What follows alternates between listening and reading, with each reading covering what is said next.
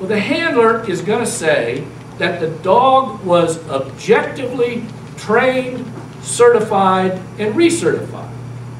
Let's, again, cross-examine about what we often do, bias. Because when we get the records and the certifications from the K-9 interdiction team, we often find that the entity which certifies the dog as a great dog turns out to be the self-same company as made $20,000 by selling the dog to the county commissioners or to the DEA in the first place. So we probably want to cross-examine on the realities of, say, the used car salesman who will tell you, you bought a great car, but when you bring it back 30 days with a little bit of rattle under the hood or in its nose, that person's going to tell you it's still a great dog.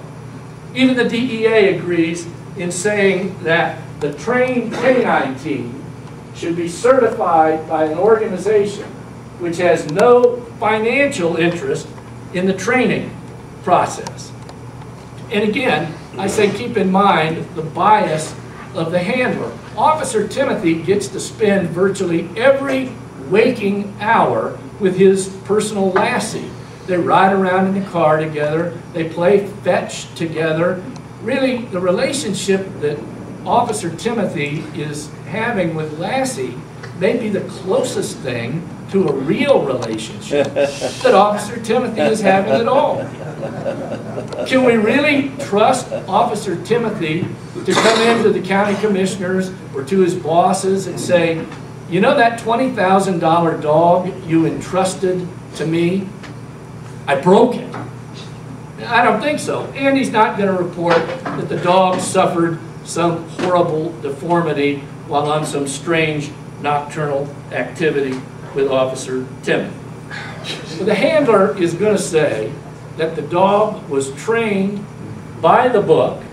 And so let's cross-examine on what we usually do. Let's get the book and impeach, so to speak, with the training manuals of the company or the training manuals of the entity about such things.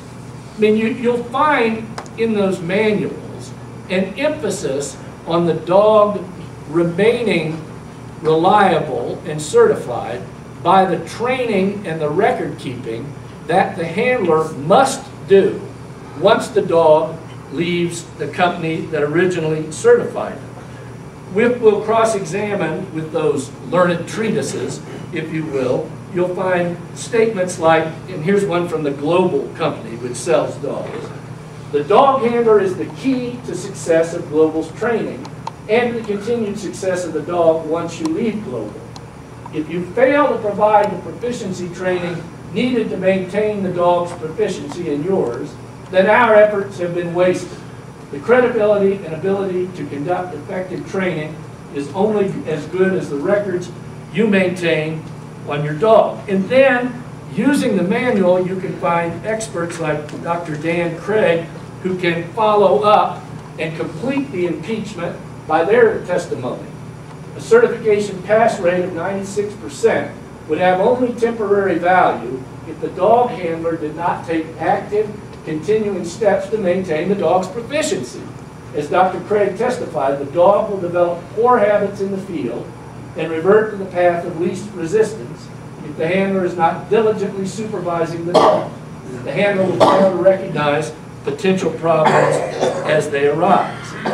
Well, the handler is going to say that the dog's postgraduate work, field work, says that the dog is reliable. Well, let's use the postgraduate training and utilization records to show that that isn't the case. You'll find a wealth of material in those records that we can use to cross-examine the handler. For instance, just to mention three, look at the records and see if there's any variation in the intervals when the handler allows the dog to discover the training area. Or see if there's any variation in the sequencing or variation in the odor arrays themselves. For instance, they don't get, like most police work, they're not getting the Harvard graduates to do the dog work. If the handler, and oftentimes the way they'll do the training and proficiency training is they'll have an abandoned warehouse or they'll have a field, and the law enforcement officer will walk into the field or the warehouse and hide the training aid, the suspect drugs. And then the handler will walk the dog into the field or into the warehouse until the dog finds what it's trained to search for. Well, if the handler's a lazy handler, and most of the time we see from the proficiency training records, the handler is hiding the drugs about 2 minutes into a walk into the field or the warehouse, then when the dog alerts, it isn't so much alerting to the scent of drugs, it's alerting to the fact that it's learned how to tell time. It's learned that it gets its milk bone or play toy about 2 minutes after a walk into a warehouse or into a field. Same thing with no variation in the sequencing of a training baggage or package array.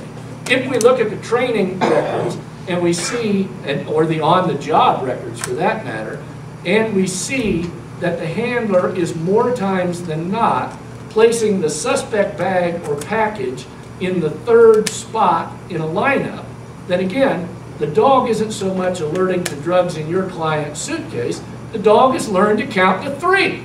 Because in the training, the dog learns when it barks at the third item, it gets its milk bone. Really, the way they ought to do it is by using dice or a computer program to assure sheer randomness in where the handler hides the training aid in practice or in real-life situations. Same thing, we need to look at the training aids and see, is the officer maintaining sufficient variation in the odor arrays to which the dog is exposed? If the dog is overtrained on luggage, then again, the dog's alert on your client's luggage doesn't mean that there's drugs therein. It just means that the dog's been overtrained to bark at any luggage and then expect to get the dog's milk bone.